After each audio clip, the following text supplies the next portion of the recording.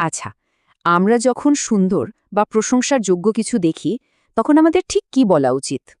উত্তরটা হলো মাশাআল্লাহ। খুবই বরকতময় একটা বাক্য, যার মানে হলো আল্লাহ যা চেয়েছেন ঠিক তাই হয়েছে। ব্যাপারটা কিন্তু শুধু প্রশংসার মধ্যেই সীমাবদ্ধ না, এটা আসলে আল্লাহর ইচ্ছার ওপর আমাদের গভীর ঈমানেরই একটা প্রকাশ। কোরআনে কিন্তু এই শব্দটার গুরুত্ব বোঝানোর জন্য দারুণ একটা ঘটনা উল্লেখ করা আছে। সূরা আল কাহফের এই আয়াতটা ঠিক সেই গুরুত্বের কথাই আমাদের মনে করিয়ে দেয়। গল্পটা এমন এক অহংকারী বাগান মালিকের, যে ভাবত তার সম্পদ কখনোই শেষ হবে না। দেখুন, তার অহংকার আর আল্লাহর প্রতি বিনয়ের মধ্যে পার্থক্যটা কত স্পষ্ট। আর ঠিক এই অহংকার আর অকৃতজ্ঞতার কারণেই তার সেই সুন্দর বাগানটা পুরোপুরি ধ্বংস হয়ে গিয়েছিল।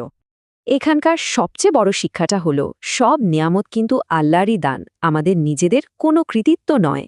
তাই মাশাল্লাহ বলাটা অনেকটা আমাদের ঈমান আর নিয়ামতের জন্য একটা সুরক্ষা কবচের মতো কাজ করে। এর উপকারিতাও কিন্তু অনেক। এটা বদন নজর থেকে বাঁচায়, অহংকার দূর করে আর ঈমানকে আরও মজবুত করে। তো প্রশ্ন হলো, আমরা ঠিক কখন আর কেন প্রতিদিনের জীবনে এই শব্দটা ব্যবহার করব? যেমন ধরুন, কারো সৌন্দর্য দেখে, অন্যের সাফল্যে, এমনকি নিজের কোনো ভালো অর্জনের ক্ষেত্রেও। এতে করে কি হয়?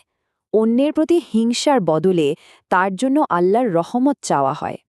আবার যখন নিজের কোনো নিয়ামত দেখে বলা হয়, তখন সেটা মনকে অহংকার থেকে বাঁচিয়ে রাখে। তার মানে মাশাল্লাহ শুধু একটা সাধারণ শব্দ না, এটা কিন্তু একটা ইবাদতের মতোই কাজ। এর মধ্য দিয়ে আল্লাহর প্রতি আমাদের কৃতজ্ঞতা আর তাকদীরের উপর বিশ্বাস ফুটে ওঠে। তাই চলুন এই সুন্দর আর বরকতময় বাক্যটি দিয়ে আমাদের মুখকে অভ্যস্ত করে তুলি।